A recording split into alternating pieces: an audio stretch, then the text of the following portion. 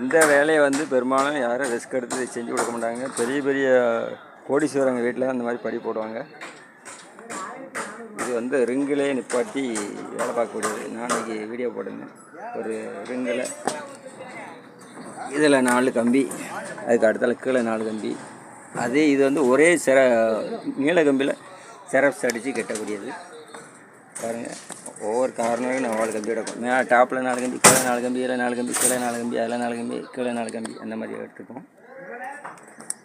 இந்த இடம் கம்மியாக இருந்தாக்கி இந்த மாதிரி கிராஸ் படி அடிப்பாங்க.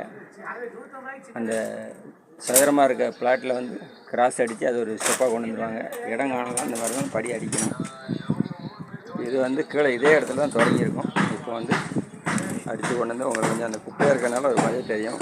அண்ணாச்சி தான் பெரிய பெட்ரு, இதை வச்சு தான் இந்த வேலைலாம் ஓடுது. பாருங்கள், ஏரியா வந்து கிட்டத்தட்ட 228 அடி நீளம், 128 அடி நீளம்.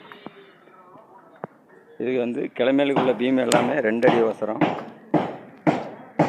தெற்கோடைக்குள்ள பீம் எல்லாமே 1 அடி அவசரம். அவரும் ஒரு பெரிய பெட்ரு தான்.